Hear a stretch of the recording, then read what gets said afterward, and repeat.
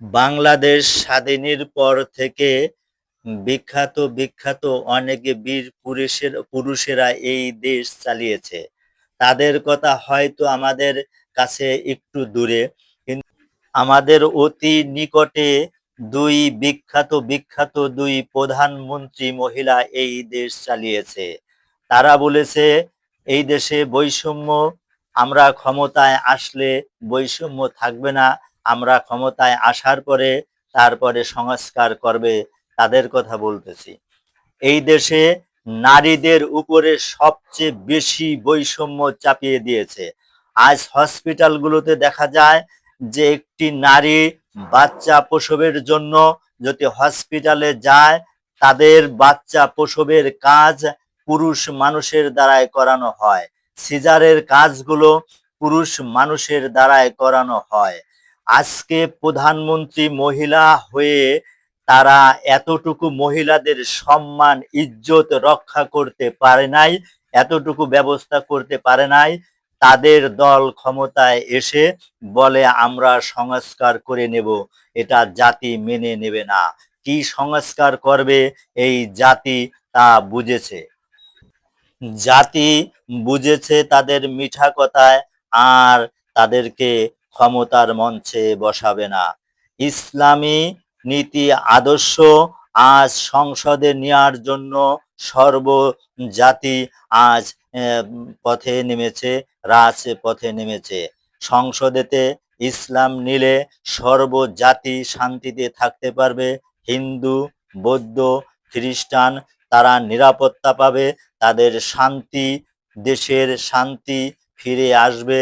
এটাই সব জাতি এবার বুঝেছে। ইসলামী আন্দোলন বাংলাদেশ পীর সাহেব চরমনার নেতৃত্বে এদেশে ক্ষমতার মঞ্চে ইসলামী নীতি আদর্শ ক্ষমতায় নিয়ে এদেশে সমস্ত মানুষের শান্তির ছায়ায় আনতে চায়। ইসলামী নীতি আদর্শর বাহিরে কোনো শান্তি আশা করা যায় না। অনেক নেত্রী, অনেক নেতা এই দেশ চালিয়েছে, ইসলামীর আন্দোলনের বাহিরে কোনো আর এই দেশে মানুষে ক্ষমতায় আসতে দেবে না। জনগণের সিদ্ধান্ত এবার ইসলামকে ক্ষমতায় বসাবে। ইসলামের এবার ক্ষমতায় নিয়ে এদেশে সমস্ত মানুষের বৈষম্য দূর করবে। সমস্ত মানুষের কাছে এটাই আমার প্রত্যাশা। জনগণ আর মানুষের মিঠা কথায়, মানুষের অভিনয়তে আর এই ফাঁদে পা দিবে না। ক্ষমতায় যাওয়ার আগেই মানুষ খুন, গুম, ধর্ষণ, আমার মা বোনেদের ইজ্জতের উপরে বিভিন্ন জায়গায় দেখা যাচ্ছে আমাদের মা বোনেদের ইজ্জত নষ্ট করতেছে। আর এই জাতি এই স্বৈরাচার সরকার পতনের পরে আর একটা স্বৈরাচার সরকার আমাদের ক্ষমতার মঞ্চে আসুক, বাংলাদেশের জাতি এটা আর হতে দিবে না। আল্লাহ ও আল্লাহ রসুলের নীতি আদর্শই শান্তি। আল্লাহ এবং আল্লাহর নীতি আদর্শ শান্তি, এবং আল্লাহ রসুলের নীতি আদর্শ যদি সংসদেতে নিতে পারে, বৈষম্য দূর হবে, দুর্নীতি দূর হবে, সর্বশ্রেণীর লোকের শান্তি এবং নিরাপত্তার ছায়া পাবে।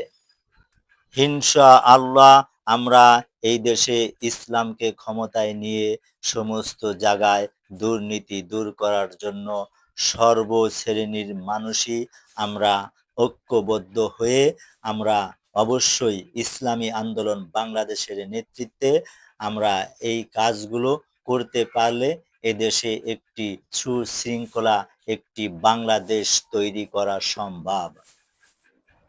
জাতিকে একটি সুশৃঙ্খলা বাংলাদেশ উপহার দিতে চাইলে ইসলামী আন্দোলনের বিকল্প কোনো ব্যবস্থা নাই। আল্লাহ হাফেজ।